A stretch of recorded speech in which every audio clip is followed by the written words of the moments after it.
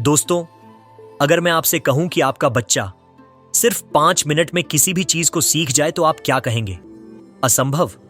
लेकिन रुकिए, अगर मैं ये भी बताऊं कि वो बच्चा जो आज कोई भी चीज मिलने पर उसे खाना चाहता है, वो बच्चा जो अभी सब कुछ मुंह में डाल रहा है, वही बच्चा कल चैट जीपीटी से भी तेज सोच सकता है, तो क्या होगा?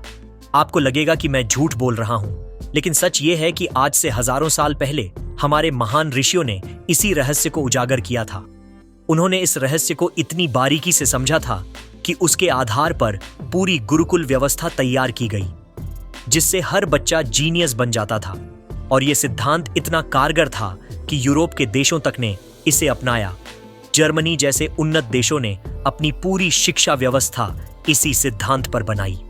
साथियों, आपका स्वागत है मेरे चैनल के न्यू एपिसोड में। आज हम पंचकोश सिद्धांत की गहराई में जाएंगे। वो सिद्धांत जिसके कारण हमारे वैदिक गुरुओं ने शिक्षा की ऐसी पद्धति बनाई जो किसी भी सामान्य बच्चे को प्रतिभाशाली बना देती थी। साथियों, मेरे चैनल को सब्सक्राइब करना ना भूलें। नोटिफिकेशन बेल भी दबा दें ताकि हमारे वीडियो आपको तुरंत मिल जाए। तो चलिए शुरू करते हैं आज की इस खास चर्चा को। अब दोस्तों, आपको हैरानी हो रही होगी कि हर बार यूरोप कैसे हमारी चीजें चुराता रहता है। जब भी कोई वैदिक सिद्धांत की बात करता है तो लगता है कि यूरोप ने उसे पहले ही हथिया लिया है। लेकिन अगर आप इस पूरी वीडियो को ध्यान से देखेंगे तो समझ जाएंगे कि हमारी प्राचीन शिक्षा व्यवस्था का आधार कितना मजबूत था, इतना प्रभावी था कि आज भी न सिर्फ यूरोप बल्कि भारत में भी जो वैदिक शिक्षा देने वाली संस्थाएं हैं वो इसका इस्तेमाल कर रही हैं। जैसे अगर आप हमारे शास्त्रों में देखें तो उपनिषदों में, आयुर्वेद में पंचकोश का सिद्धांत मिलता है। पंचकोश सिद्धांत का मतलब क्या है? हमारे सनातन धर्म के अनुसार हमारा शरीर 5 परतों से मिलकर बना है। कोश यानी परत। तो हमारे शरीर में 5 परतें हैं। एक अन्नमय कोश, एक प्राणमय कोश, एक मनोमय कोश, एक विज्ञानमय कोश और आखिरी है आनंदमय कोश। मैं इन सभी परतों के बारे में विस्तार से बताऊंगा और जो सवाल हमने शुरुआत में उठाए थे, कैसे ये परतें उन्हें हल करती हैं और कैसे इन परतों के आधार पर शिक्षा देकर हम बुद्धिमान बच्चे तैयार कर सकते हैं, ये सब आज हम जानने वाले हैं। साथियों, अगर आप तैत्तिरीय उपनिषद पढ़ें तो वहां एक बेहद रोचक कहानी मिलती है पिता और बेटे की। बेटा भृगु था जो ब्रह्म को जानना चाहता था, तो वो अपने पिता वरुण के पास गया और पूछा, पिताजी, ब्रह्म क्या चीज है? तो पिता वरुण ने कहा, बेटा, ब्रह्म वो है जिससे सब कुछ पैदा होता है, जिसकी शक्ति से सभी जीवित रहते हैं और जिसमें मृत्यु के वक्त सब समा जाते हैं। वही ब्रह्म है और ब्रह्म को सिर्फ तपस्या से ही जाना जा सकता है। इसलिए जाओ, तप करो, तुम ब्रह्म के असली रूप को समझ जाओगे। तो भृगु अपने पिता की बात सुनकर तपस्या करने चले गए और जब तपस्या करके वापस आए तो अपने पिता से बोले, पिताजी, मैं समझ गया हूं कि ब्रह्म क्या है। ब्रह्म अन्न है, क्योंकि माता पिता अन्न खाते हैं, उससे ही उनके शुक्राणु और डिंब बनते हैं, जिससे नया बच्चा पैदा होता है और वो भी अन्न खाकर जीवित रहता है और जब मरता है तो इसी मिट्टी में मिल जाता है, यानी अन्न में मिल जाता है। इसलिए अगर ब्रह्म कुछ है तो वो अन्न है।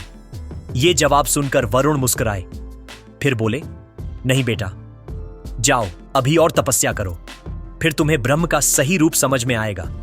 अब दोस्तों, यहां भृगु सही तो थे, लेकिन वो ब्रह्म को समझने की सिर्फ पहली सीढ़ी पर थे। इसीलिए उन्होंने समझा कि ब्रह्म अन्न है। यहीं से पहली परत का पता चलता है जो हमें साफ दिखाई देती है। जब हम खुद को देखते हैं तो पाते हैं कि हम अन्न खाते हैं, अन्न से बने हैं, इसलिए हमारा शरीर अन्नमय कोश है। अन्न के बिना हमारा शरीर टिक नहीं सकता। तो जो 5 परतों की बात हमने की थी, उनमें सबसे बाहरी परत, सबसे बाहरी आवरण अन्नमय कोश है, जिसे हम शरीर भी कह सकते हैं। अब यहां मैं आपको समझाता हूं कि छोटा बच्चा क्यों हर चीज मुंह में डालता है।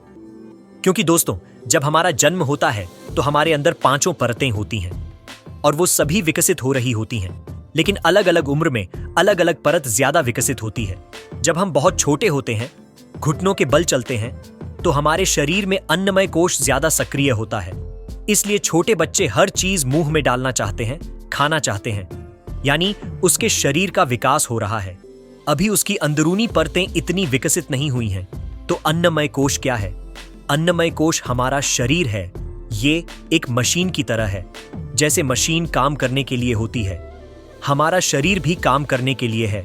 जैसे आप मशीन की देखभाल करते हैं, उसका रखरखाव करते हैं, उसे सही तरीके से चलाते हैं, उसमें तेल डालते हैं, वैसे ही हमें अपने शरीर की देखभाल करनी पड़ती है। सही खाना खाना पड़ता है, आराम करना पड़ता है, नींद लेनी पड़ती है, और शरीर की जितनी अच्छी देखभाल करते हैं उतना अच्छा हमारा अन्नमय कोश होता है। तो अगर आप शिक्षा में सबसे पहले बच्चे को तैयार करना चाहते हैं तो आपको अन्नमय कोश को तैयार करना होगा, यानी उसे शुद्ध आहार दिया जाए।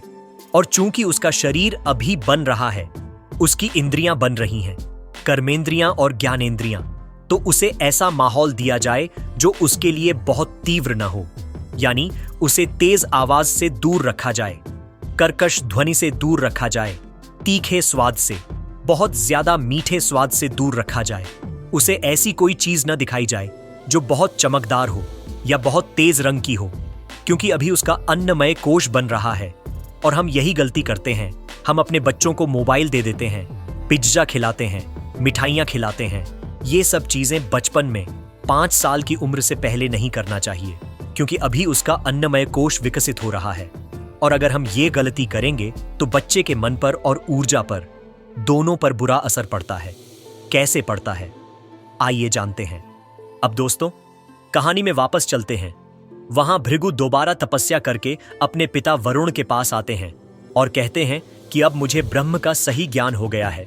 ब्रह्म प्राण है, क्योंकि माता पिता में प्राण होता है, इसीलिए उनसे प्राणी का जन्म होता है, और प्राणी में प्राण होता है, इसीलिए वो जीवित रहता है, और जब मरता है तो प्राण में ही लीन हो जाता है। इसका मतलब ब्रह्म प्राण है। यहां वरुण जी फिर मुस्कुराते हैं और कहते हैं, बेटा जाओ, तपस्या करते रहो, अभी तुम ब्रह्म से दूर हो। अब दोस्तों, यहां भृगु फिर से सही थे, बस वो ब्रह्म को समझने की दिशा में अब दूसरी सच्चाई पर थे, थोड़ा और सूक्ष्म हो गए थे। यानी अन्नमय कोश जो हमें साफ दिख रहा था, उससे और सूक्ष्म परत पर चले गए थे, प्राणमय कोश पर। तो जब आप कोई यंत्र देखते हैं, कोई मशीन देखते हैं, तो उसका शरीर तो दिखता है, हार्डवेयर तो दिखता है, लेकिन उसमें एक ऊर्जा होती है जो उसे काम करने की क्षमता देती है। ऐसे ही हमारे शरीर में जो ऊर्जा होती है उसे हम प्राण कहते हैं। तो शरीर अन्नमय कोश हुआ और शरीर की ऊर्जा प्राणमय कोश हुई, और ये जो प्राण होता है ये पूरे संसार की ऊर्जा का स्रोत है। यानी पूरे ब्रह्मांड में जितनी ऊर्जा है वो प्राण से ही आ रही है। और ये जो विश्व प्राण है ये सांस के जरिए हमारा शरीर लेता है। तो 2 परत हो गई, एक अन्नमय कोश और उसकी ऊर्जा प्राणमय कोश।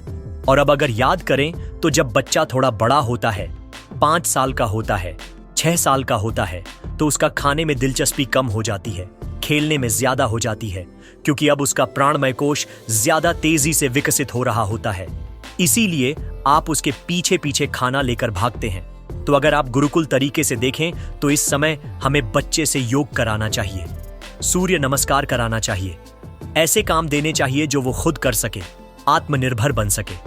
माता पिता की गाइडेंस कम हो, ज्यादा से ज्यादा उसकी ऊर्जा हमें सकारात्मक तरीके से निकालनी चाहिए। इस समय आप उसे कोई वाद्य यंत्र सिखा सकते हैं, इस समय आप उसे किसी खेल में लगा सकते हैं। इस समय उसका मन इतना चंचल नहीं होता। इस समय आदत बनाना बहुत आसान होता है, क्योंकि ऊर्जा भरपूर होती है और वो अपनी ऊर्जा को निकालना चाहता है। बस आपका काम है कि वो ऊर्जा सही दिशा में निकले। लेकिन अगर आपने उसकी ऊर्जा को सही जगह नहीं लगाया तो उसके मन पर बहुत बुरा असर होता है। जब वो 12-13 साल का होता है तो बहुत चिड़चिड़ाने लगता है। आइए समझते हैं कि ऐसा क्यों होता है। साथियों, धार्मिक व्यवस्थाओं को, चाहे हमारे मंदिर की व्यवस्था हो या हमारे घर में कोई रीति रिवाज हो, शादी विवाह जो होते हैं या 16 संस्कार जो होते हैं, इनको बहुत अंधविश्वास और पिछड़ेपन की नजर से देखा जाता है। जबकि आज की आधुनिक दुनिया में हम वापस इन्हीं व्यवस्थाओं की ओर लौट रहे हैं। चाहे आयुर्वेद को लें, चाहे योग को लें, नैतिक शिक्षा को लें, आध्यात्म को लें, अब वापस दुनिया को समझ में आ रहा है कि ये जो व्यवस्थाएं थीं, ये ज्यादा पर्यावरण अनुकूल थीं और टिकाऊ थीं और हमें बुराइयों से बचाती थीं। विज्ञान ने बेशक हमें शारीरिक सुख दिया है, लेकिन जब धर्म की बात आती है, अर्थ और स्पष्टता देकर मानसिक रूप से स्वस्थ रखता है, बस हमें सही मार्गदर्शन और दिशा मिल जाए। दोस्तों, कहानी में वापस लौटते हैं। भृगु तीसरी बार तपस्या करके लौटते हैं और अब कहते हैं अपने पिता से कि पिताजी, मुझे ब्रह्म के बारे में पूरा पूरा ज्ञान हो गया है। ब्रह्म मन है, क्योंकि माता पिता में मन की शक्ति होती है। तब वो नए प्राणी को पैदा करते हैं। उसमें मन होता है जो उसे जीवन भर चलाता रहता है, और जब वो मृत्यु को प्राप्त होता है तो मन में ही लीन हो जाता है। तो पिता फिर मुस्कुराते हैं। वरुण जी कहते हैं कि नहीं, अभी तुम ब्रह्म के रूप से दूर हो, ब्रह्म के लिए और तपस्या करनी पड़ेगी। भृगु फिर से तपस्या करने चले जाते हैं। लेकिन दोस्तों, भृगु ब्रह्म को समझने की दिशा में अब तीसरी सच्चाई पर थे, और यह सच्चाई और भी सूक्ष्म थी, यानी आप शरीर पर थे, शरीर से आप प्राण पर आए। अब भृगु मन पर पहुंच गए थे। जैसे अगर आप किसी यंत्र को देखें, मशीन को, तो मशीन का जो हार्डवेयर है वो उसका अन्नमय कोश है, जो उसमें ऊर्जा है वो उसका प्राणमय कोश है। लेकिन जो मशीन सोचती है या अगर उसमें भावना है, इमोशन है, तो उसे मन की शक्ति कहा जाता है, और मनुष्य में मन सक्रिय होता है। इसीलिए मनुष्य को मनुष्य कहा जाता है, क्योंकि अगर आप निर्जीव चीजों को देखें जिनमें जीवन नहीं होता, उनमें केवल अन्नमय कोश होता है। लेकिन अगर आप पेड़ पौधों को देखें तो उनमें अन्नमय के साथ साथ प्राणमय कोश भी होता है। वहीं अगर आप जानवरों को देखें तो उनमें मनोमय कोश भी होता है, लेकिन इतना सक्रिय नहीं होता। मनुष्य एक ऐसा प्राणी है जिसका मन बहुत ज्यादा सक्रिय होता है, इसीलिए इसे मनुष्य भी कहते हैं, और मनुष्य को मन पर नियंत्रण करना पड़ता है। तो जब बच्चा थोड़ा और बड़ा हो जाता है, 11-12 साल का हो जाता है, तो देखिए वो चिड़चिड़ाने लगता है, क्योंकि मन बहुत चंचल है। मन इतना जिद्दी और ताकतवर होता है कि वो शरीर और ऊर्जा से अपने हिसाब से काम करवाता है। इसीलिए बच्चे का जो भी मन होता है, अगर माता पिता उसे रोकते हैं वो काम करने से, तो वो जिद्दी हो जाता है, चिड़चिड़ाने लगता है। इसीलिए जो बच्चा आपकी डांट सुनकर भी काम कर लेता था, अब 11, 12, 13 की उम्र में आपकी डांट सुनने के बाद वो आपका काम नहीं करता, उल्टा वो आपका विरोध करने लगता है। मन इतना जिद्दी होता है कि उसे यह बात पता होते हुए भी कि जो चीज मैं करने जा रहा हूं वो मेरे लिए गलत है, करता है, पछताता है, लेकिन फिर करता है। तो मन इतना बलवान होता है। इसलिए जब आपका बच्चा इस उम्र में पहुंचे तो उसे संयम सिखाना है। अगर आपने बचपन में उसका अन्नमय कोश अच्छा रखा है, उसका प्राणमय कोश अच्छा रखा है, तो मनोमय कोश पर काम करना आसान हो जाता है। अगर आपने 2 परतों पर काम नहीं किया है तो उसका मनोमय कोश बहुत खराब हो जाता है, फिर आप उसे संयम नहीं सिखा पाते। और जब संयम नहीं आता तो मन एकाग्र नहीं होता, और जब मन एकाग्र नहीं होता तो भावनात्मक बुद्धिमत्ता नहीं बनती, और जब भावनात्मक बुद्धिमत्ता नहीं बनती तो जिंदगी भर जो हम फैसले लेते हैं वो भावनात्मक ही लेते हैं, और सारे फैसले गलत लेते हैं, और फिर उसे बचपन के आघात का नाम दिया जाता है। तो इस उम्र में संयम सिखाना चाहिए, पैसे की कीमत बतानी चाहिए, समय की कीमत बतानी चाहिए, सेवा भाव सिखाना चाहिए कि अगर आप में योग्यता है तो हमेशा उससे फायदा नहीं उठाना, सेवा भी करनी है, ईश्वर में भी मन लगाना है। इससे संयम विकसित होता है, मन एकाग्र होता है, और एक बार मन एकाग्र हो गया तो हम सही फैसले सही समय पर ले पाते हैं। अब दोस्तों, आइए जानते हैं कि मन से भी सूक्ष्म क्या है, जिस पर हमें शिक्षित होने की जरूरत है। अब दोस्तों, अगर कहानी में वापस आएं तो भृगु चौथी बार तपस्या करके लौटते हैं और बहुत आत्मविश्वास से अपने पिता से कहते हैं कि अब तो मुझे समझ में आ गया कि ब्रह्म कौन है। ब्रह्म बुद्धि है, इंटेलिजेंस है। क्योंकि अगर माता पिता यह निर्णय ही नहीं कर पाते कि हमें संतान को जन्म देना है, तो संतान ही पैदा नहीं होती, और यदि वो जीवन भर निर्णय न कर पाती तो जीवित ही न रहती। और जब वो मरती है, यानी वो अपनी बुद्धि में ही लीन हो जाती है, तो ब्रह्म जो है वो इंटेलिजेंस है। वरुण जी यहां फिर से मुस्कुराते हैं, कहते हैं कि बेटा अभी जाओ, तपस्या करो, अभी तुम ब्रह्म के रूप पर नहीं पहुंचे हो। अब दोस्तों, भृगु फिर से सही थे। ब्रह्म की दिशा में अब वो चौथी सच्चाई पर थे, जो और भी सूक्ष्म थी, यानी शरीर, शरीर से ऊर्जा, ऊर्जा से हम आए थे मन पर। अब मन से भी सूक्ष्म हम चले गए इंटेलिजेंस पर, यानी बुद्धि पर। और अगर आप बुद्धि को देखें तो ये मन के विपरीत चलती है। मन आपको उलझाता है, लेकिन बुद्धि सुलझाती है। मन बहुत सी चीजों की इच्छाएं कराता है, ऐसी ऐसी इच्छाएं कराता है जो शायद पूरी भी न हो, लेकिन बुद्धि तर्क करती है, विवेक करती है, स्थिति को समझती है, इसीलिए स्थिति को संभाल पाती है। और बुद्धि भी कई तरह की होती है।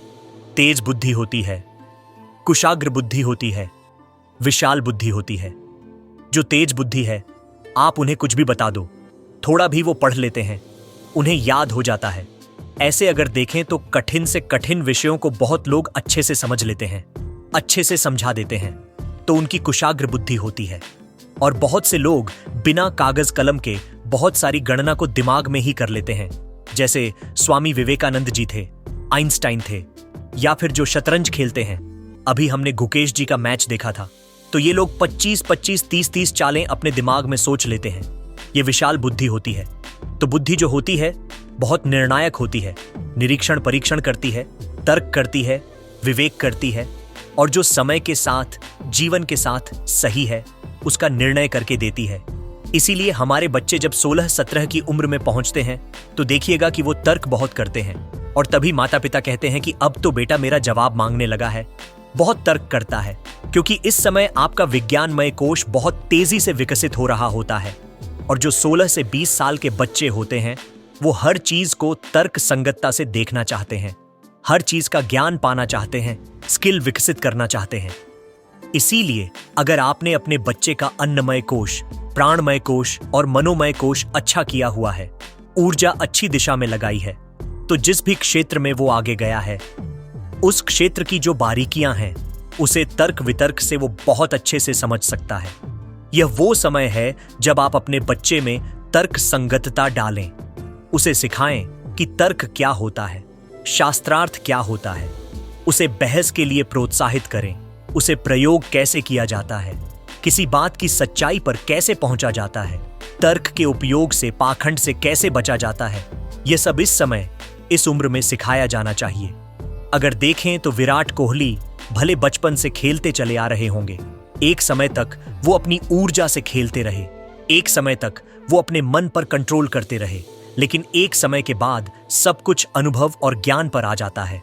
एक समय के बाद ऊर्जा से ज्यादा जो आपका अनुभव है, जो खेल की आपकी समझ है, जो बारीकियां हैं, वो काम आती हैं, जैसे हम रोहित शर्मा के भी मामले में देखते हैं। और एक समय ऐसा भी आता है कि जितने महान खिलाड़ी होते हैं वो प्रतिस्पर्धा से भी ऊपर निकल जाते हैं, वो सिर्फ खेल के आनंद के लिए खेलते हैं। ऐसा क्यों होता है, आइए समझते हैं। दोस्तों चलिए फिर से कहानी में वापस चलते हैं। भृगु अब 5वीं बार तपस्या करके लौटते हैं और अब उन्हें लगता है कि अब तो ब्रह्म उन्हें मिल गए हैं। वो कहते हैं कि ब्रह्म जो है वो आनंद है। यदि माता पिता को आनंद की अनुभूति न होती तो वो संतान को उत्पन्न न करते। संतान को यदि आनंद न मिलता जीवन से तो जीवन में जीवित ही न रहता, और जब वो मृत्यु को प्राप्त होता है तो आनंद में ही लीन हो जाता है। तो इसीलिए ब्रह्म जो है वो आनंद है। और यहां वरुण कहते हैं कि अब तुम्हें ब्रह्म के बारे में ठीक ठीक ज्ञान हो गया है। तो पिता वरुण कहते हैं कि बेटा अब तुम ब्रह्म तक पहुंच गए हो, इसके बाद सब ब्रह्म ही है। यह 5 सच्चाई जो जान जाता है वो हमेशा ब्रह्म को जान लेता है और हमेशा कीर्ति को प्राप्त होता है। अब दोस्तों आइए आनंदमय कोश को समझते हैं। इसे हम अनुभव तो कर पाते हैं, समझाना थोड़ा मुश्किल होता है, लेकिन मैं कुछ उदाहरणों से समझाता हूं। ये जो आनंद है ये बुद्धि से भी सूक्ष्म होता है। बहुत सी ऐसी चीजें हैं जिन्हें आप बुद्धि से नहीं हासिल कर सकते। आप कितने भी बुद्धिमान हो जाएं, कितना भी आपको अनुभव आ जाए, रचनात्मकता जो है यह एक ऐसी चीज है जो आप कभी नहीं सीख सकते। एक रचनात्मक व्यक्ति के अंदर कुछ प्रतिभा होती है जो नहीं सीखी जा सकती, जिसे बुद्धि से भी नहीं पाया जा सकता। जैसे आप सूर्यास्त देखते हैं और मन खुश हो जाता है, मन को अच्छा लगता है। ये जो अच्छा लगना है, या फिर किसी एक तरह का गाना आपको अच्छा लगता है, ये कैसे तय होता है? ये बुद्धि से नहीं तय होता, क्योंकि अगर ऐसा होता तो सभी लोग एक ही तरह के गाने को पसंद करते। लेकिन आप किसी एक खास तरह की संगीत को पसंद करते हैं, एक खास तरह की चीज को देखना पसंद करते हैं। आपके अंदर एक आनंद अपने आप उठता है। यह अंतिम परत है, यह सबसे सूक्ष्म परत है, और इसी को आनंद कहा जाता है। एक समय के बाद जीवन में व्यक्ति आनंद के लिए ही काम करता है, फिर वो तर्क से, मन से, हर चीज से ऊपर उठ जाता है और इसे गुरुकुलों ने बहुत अच्छे से समझा। इसीलिए अगर आप गुरुकुल में देखें तो पहले 5-6 वर्ष कंठस्थ कराया जाता था कि आप मंत्र का अर्थ बिना समझे मंत्र को याद कर डालिए, क्योंकि आपकी ऊर्जा भी बहुत है। अभी आप इसमें मत उलझिए कि मंत्र का अर्थ क्या है और ईश्वर क्या होता है और जीवन का उद्देश्य क्या है। नहीं, अभी आपका प्राणमय कोश बहुत अच्छे से बढ़ रहा है, तो आप ऊर्जा लगाइए, सारे वैदिक मंत्र याद कर लीजिए या ज्ञान पूरा आप अपने अंदर समेट लीजिए। जब आपका विज्ञानमय कोश बढ़ेगा तब आपको उसका अर्थ समझाया जाएगा, क्योंकि उस समय आप तर्क कर सकते हैं, उस समय आप निर्णय कर सकते हैं। और जब आप यह सब अच्छे से कर लेंगे तो जब आनंदमय कोश पर पहुंचेंगे तब आप अपने अंदर से कुछ सृजन कर सकते हैं, यानी तब आप अपने आप से कुछ मंत्र बना सकते हैं, तब आप अपने आप से कुछ चित्रकारी कर सकते हैं, जो विश्व के लिए एक चमत्कार होगा। क्योंकि अगर देखिए तो बहुत से लोग मृत्यु को प्राप्त हो जाते हैं, लेकिन कभी रचनात्मक नहीं होते, कभी कुछ नया नहीं बनाते। बहुत कम लोग होते हैं जो कोई नई कंपनी खड़ी कर देते हैं या कोई नया कलाकार बना देते हैं जो राह दिखाने वाला होता है, तो ये बहुत कम लोग कर पाते हैं। इसलिए जो आनंदमय कोश है वो सबसे सूक्ष्म है और उसे भी जगह देना शिक्षा का उद्देश्य होना चाहिए, और यही गुरुकुलों का उद्देश्य था। तो जो बाहर में पश्चिमी संस्कृति क्या है, पश्चिमी संस्कृति ये है कि पहले दिन से ही आप रचनात्मक हो जाओ। रचनात्मक सीखना कहा जाता है, लेकिन यह संभव नहीं है। पहले आपको सारा जो आपसे पहले किया जा चुका है उसकी शिक्षा ग्रहण कीजिए, उसे अपने अंदर आत्मसात कीजिए, फिर अपने अंदर से आप कुछ अच्छा निकाल सकते हैं। इसलिए लेखकों को कहा जाता है कि जितनी ज्यादा से ज्यादा किताबें हैं वो आप पढ़ लीजिए, तब आपको समझ में आएगा कि कहाँ हैं आप, फिर आप कुछ अच्छा बना पाएंगे। चैट जीपीटी का उदाहरण देखिए, दुनिया भर का डेटा उसे दिया गया है, तब वो कुछ रचनात्मक कर पाता है। तो यह गुरुकुलों की शिक्षा पद्धति थी, और इसी शिक्षा पद्धति को वॉल्डॉर्फ जैसे लोग अमेरिका ले जाते हैं और वहां एक समग्र शिक्षा व्यवस्था बनाते हैं, जिसका कोई श्रेय भारत को नहीं दिया जाता, कोई श्रेय वैदिक ग्रंथों या आर्षियों को नहीं दिया जाता। इसलिए फिर हमें कहना पड़ता है कि यह चुराया गया है। और इसी पंचकोशों के आधार पर भारत में भी, चाहे वो ईशा होम स्कूल हो, चाहे चिन्मय विद्यालय हो, आर्ष विद्या गुरुकुलम हो, वेदांत एकेडमी हो, यह सभी पंचकोशों के ही आधार पर अपनी अपनी शिक्षा पद्धति को विकसित करके सामान्य बच्चों को भी प्रतिभाशाली बच्चों में बदल रहे हैं। तो यह हमारे वैदिक ग्रंथों की, वैदिक राशियों की और वैदिक शिक्षा पद्धति की दूरदर्शिता है कि कैसे सामान्य से सामान्य बच्चे को भी उत्कृष्ट बच्चा बनाया जा सके। साथियों, इसी के साथ मैं उम्मीद करता हूं कि इस वीडियो के जरिए आपको बहुत कुछ जानने को मिला होगा। और अगर आप अपने बच्चों को गुरुकुल नहीं भेज पा रहे, तो जो भी बातें मैंने बताई हैं, जिस उम्र में, जिस आयु में जो काम आपको करना है, वो भी अगर आप सही सही कर लेते हैं तो आपके बच्चे बहुत प्रतिभाशाली होंगे। इसलिए इस वीडियो को ज्यादा से ज्यादा लोगों में साझा करें। हमारी जो भारतीय ज्ञान परंपराएं जो हमारे वैदिक ऋषि विरासत में दे गए हैं, कम से कम हम लोग उसे अपने जीवन में उतार कर न सिर्फ खुद को, अपने बच्चों को भी आगे बढ़ा सकें। और दोस्तों, आप चैनल को भी सब्सक्राइब कर लें। इसी तरह के गुणवत्तापूर्ण विषयों को मैं हर सप्ताह आपके लिए लाता रहता हूं। अब इसी के साथ इस विषय को यहीं पर दूंगा विराम। अब मैं मिलूंगा नई वीडियो में नए टॉपिक के साथ। तब तक के लिए जय श्री राम।